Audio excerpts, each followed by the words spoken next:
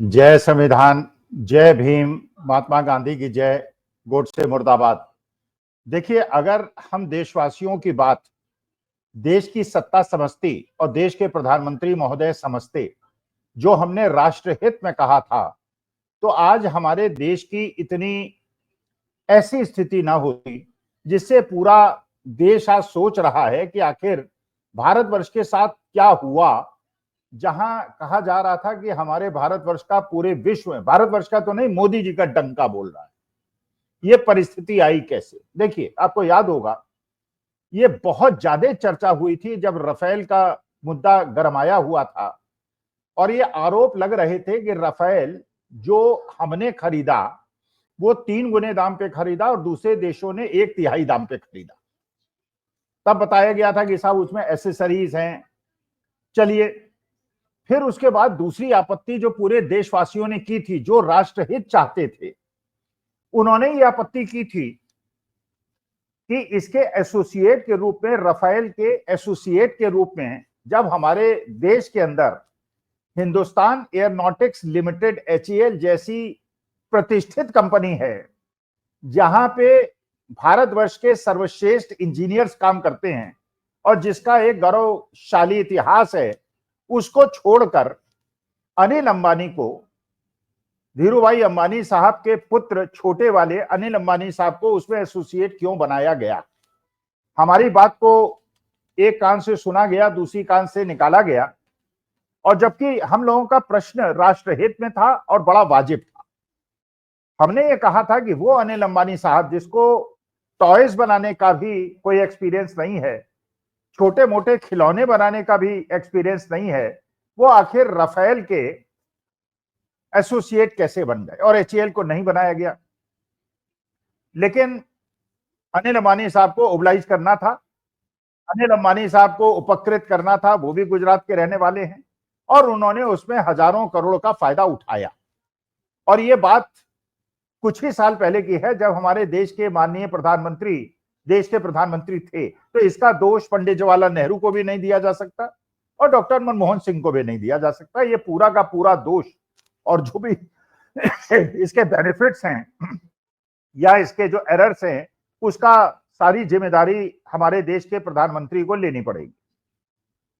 वही अनिल अंबानी साहब, जिसको राफेल के एसोसिएट के रूप में स्वीकार किया गया, इसका मतलब उनको रिकॉग्निशन दी गई कि एक बहुत अच्छे इंडस्ट्रियलिस्ट हैं, जबकि वो हर जगह ये कह चुके थे कि वो एक दिवालिया कंपनी के मालिक हैं और विदेश में कह चुके थे।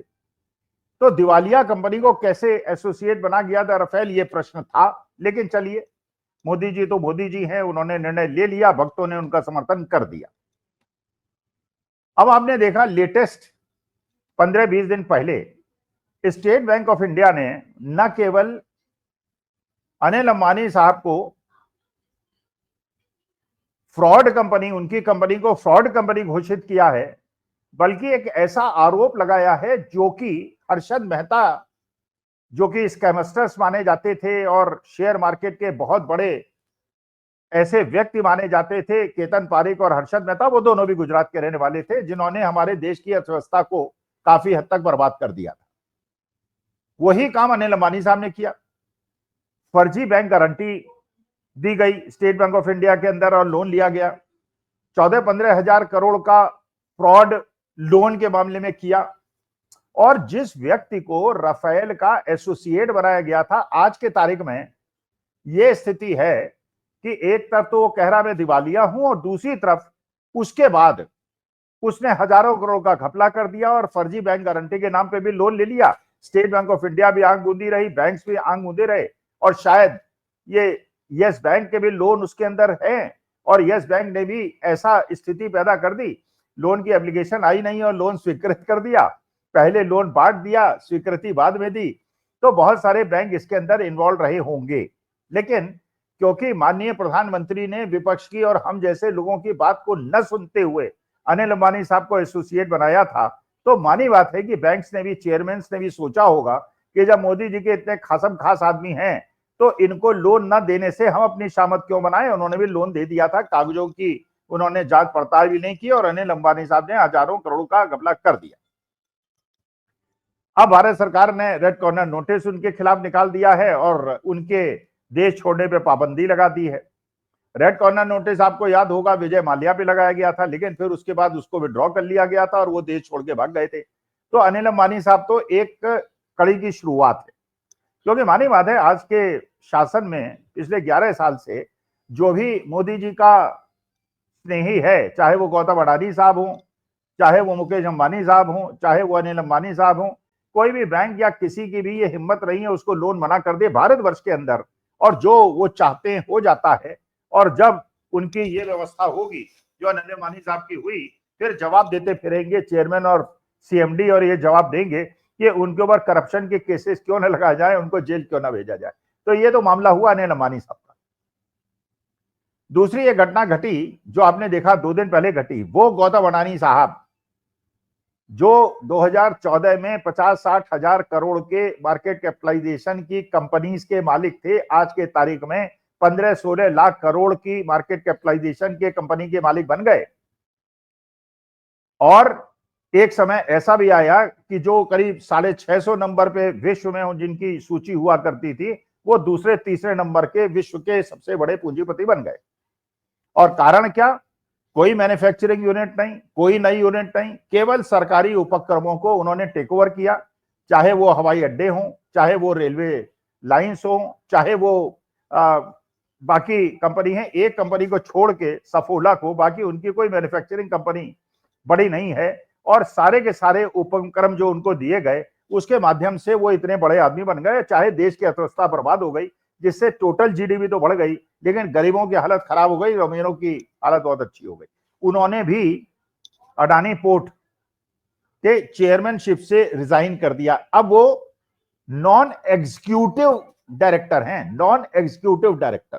देखिए, डायरेक्टर 2 प्रकार के होते हैं, एक एग्जीक्यूटिव डायरेक्टर होता है जो फंक्शनल डायरेक्टर होता है, जो डे टू डे एक्टिविटीज को देखता है, और एक नॉन एग्जीक्यूटिव डायरेक्टर होता है जो डायरेक्टर तो होता है लेकिन डे टू डे एक्टिविटीज में इन्वॉल्व नहीं होता। तो पहले गौतम अडानी साहब उसके चेयरमैन थे और अब उसके नॉन एग्जीक्यूटिव डायरेक्टर हो गए। इसका मतलब ये कि अब कंपनी की किसी भी कार्रवाई के अंदर उनको कोई दंड नहीं मिल पाएगा, क्योंकि वो कहेंगे मैं तो डे टू डे एक्टिविटी देखता नहीं हूं, जो देखता है उसको आप पकड़िए। इसका मतलब कोई मामला गंभीर है। और जो अमेरिका के अंदर आप सोचिए, अमेरिका की 2 सबसे सुविख्यात agencies, SEC security and exchange commission, जो बेसिकली हमारे देश के अंदर जैसे सेबी है, और बड़ी सख्त उनके नियम हैं। जरा सा भी इनसाइडर ट्रेडिंग हो जाए तो वो 15-15, 20-20 साल के लिए जेल भेज देते हैं, क्योंकि वहां पे इन्वेस्टर्स के साथ धोखाधड़ी को बहुत बड़ा अपराध माना जाता है। हमारे देश में नहीं माना जाता। हमारे देश में तो सेबी चेयरमैन पे भी आरोप लगते हैं लेकिन कोई जांच नहीं होती। और जो एसईसी ने और एफबीआई ने, जो एफबीआई भी वहां की इन्वेस्टिगेटिव एजेंसी है जैसे हमारी ईडी सीबीआई है, उन दोनों ने पूरी जांच पड़ताल 2-2.5 साल करने के बाद गौतम अडानी साहब और उनके भतीजे पे आरोप पाए और कोर्ट के अंदर सबमिट किए, और कोर्ट ने गौतम अडानी साहब और उनके भतीजे के लिए समन इशू कर दिए, और वो समन भारत सरकार को भेज दिए गए कि गौतम अडानी साहब को सर्व करा दिया जाए। 4 महीने हो गए, उनको सर्व नहीं कराया गया।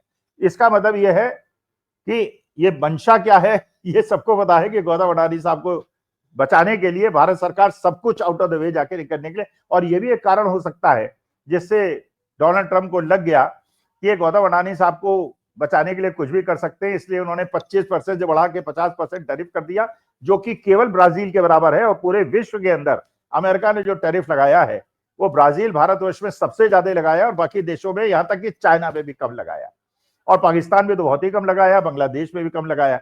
इसका मतलब यह है कि उन्होंने कमजोर नस पकड़ ली है मोदी जी की, और गौतम अडानी साहब की कहीं वो स्थिति ना हो जाए जो अनिल अंबानी साहब की हुई है। इसके अलावा चुनाव आयोग जिस प्रकार से चुनाव आयुक्त के सारे कार्यकलापों का पर्दाफाश हो रहा है, एसआईआर का पर्दाफाश हो रहा है, जहां मरे हुए लोगों का वोटर आईडी में नाम है और जिंदा लोगों को मृत बता दिया गया है, और जिस प्रकार से सारी स्थिति बन रही है, तो जो संवैधानिक संस्थाओं में चुने हुए लोगों को कानून की प्रक्रिया से बाहर जाके जैसे उनको ऊंचे ऊंचे पद में बिठाया और सरकार को केवल बचाने के लिए और मोदी जी को केवल सत्ता से न हटने देने के लिए जिस प्रकार से वो कार्रवाई कर रहे हैं, तो मुझे लग रहा है कि अनिल अंबानी साहब की लाइन में गौतम अडानी साहब भी लगे हुए हैं, बहुत सारे संवैधानिक पद पे बैठे हुए लोग भी लग रहे हैं, और अब वो समय लग रहा है मुझे कि राजनीति बदलने वाली है, क्योंकि आपको पता होगा जब सतपाल मलिक साहब की मौत हुई तो उन्हें तो एक तो राजकीय सम्मान मिलना चाहिए था, 5-5 स्टेट के वो गवर्नर रहे थे। राजकीय सम्मान की बात तो छोड़ दीजिए, भारतीय जनता पार्टी के बड़े नेता में से कोई भी उन्हें श्रद्धांजलि देने प्रस्तुत नहीं हुआ। जहां पे जयंत चौधरी पहुंचे और राहुल गांधी पहुंचे, राहुल गांधी ने पूरे सम्मान से उनको विदाई दी, जयंत चौधरी ने दी, क्योंकि जयंत चौधरी वो व्यक्ति हैं जिन्होंने एक बार स्टेटमेंट दिया था जब वो इंडिया गठबंधन में थे और पूछा गया था कहीं भारतीय जनता पार्टी में तो नहीं चले जाएंगे। उन्होंने कहा था मैं कोई चवन्नी थोड़ी हूं जो पलट जाऊं। लेकिन मुझे ऐसा लगता है उन्हें भी यह महसूस हो गया है, जिस प्रकार से जाट समाज का अपमान हो रहा है, धनखड़ साहब का पहले हुआ, अब उसके बाद सतपाल मलिक का हुआ, तो मेरे ख्याल से चवन्नी फिर पलटने की तैयारी में है। यह सरकार जल्दी ही गिरने वाली है, जो आपने चंद्रबाबू नायडू के व्यवहार से भी देख लिया होगा। और बिहार में जनता दल यूनाइटेड के बड़े बड़े नेताओं को जिस प्रकार से आरजेडी ज्वाइन कराई जा रही है, इसका माने ये नीतीश कुमार ने भी कोशिश कर ली है ज्यादा से ज्यादा सीटें लेके वो एनडीए से लड़े, उन पे जीते या हारे, उसके बाद आरजेडी और इंडिया गठबंधन के साथ सरकार बनाए और जो केंद्र में मोदी जी की सरकार है। लेकिन अगर मोदी जी राष्ट्र हित चाहते हैं, अब वो 30 तारीख को चाइना की यात्रा पे जा रहे हैं, जब टैरिफ लगा दिया अमेरिका ने। और अभी तो हम सुन रहे थे कि अमेरिका हमारा दोस्त है, डोनाल्ड ट्रंप हमारा दोस्त है। अरे डोनाल्ड ट्रंप किसी का दोस्त नहीं है, वो अपने देश का राष्ट्रपति है और अपने देश के हित में काम करता है। और हमारे देश में हड़म्बा ऐसा मांगा गया था, एक ऐसी स्थिति पैदा की गई थी जैसे मोदी जी का डंका पूरे विश्व बोलता है और डोनाल्ड ट्रंप उनका पर्सनल दोस्त है। डोनाल्ड ट्रंप ने अपनी स्थिति बता दी तो आप चीन क्या चले जाएंगे, वो चीन जिसने 1962 में भी हमको धोखा दिया, ऑपरेशन सिंदूर में भी पाकिस्तान का साथ दिया, उनको युद्ध आपूर्ति की, अब 30 तारीख को वहां जा रहे हैं। फिर वो धक्का दे देगा तो आप रूस चले जाएंगे, रूस धक्का दे दे जाए तो आप इंग्लैंड चले जाएंगे, वहां फ्री ट्रेड एग्रीमेंट कर लेंगे। अरे भाई जब इंग्लैंड से आप फ्री ट्रेड एग्रीमेंट कर सकते हैं तो अमेरिका से क्यों नहीं कर सकता? अमेरिका यही तो कह रही है, और ये फ्रांस भी कहेगा, ये ऑस्ट्रेलिया भी कहेगा, न्यूजीलैंड भी कहेगा। तो मेरे ख्याल से मुझे लगता है कि अगर मोदी जी राष्ट्र को प्यार करते हैं, देश को प्यार करते हैं, उनकी वजह से पूरे विश्व में हमारी स्थिति खराब हो रही है, तो कृपा करके त्याग पत्र दे दें और देश को कृतार्थ रखें। हम लोग आपको बहुत धन्यवाद देंगे, मोदी जी की प्रशंसा करेंगे और उस दिन जो भी मोदी जी कहेंगे करेंगे, लेकिन पद को छोड़ दें और देश को कृतार्थ करें। नमस्कार, धन्यवाद और प्रणाम।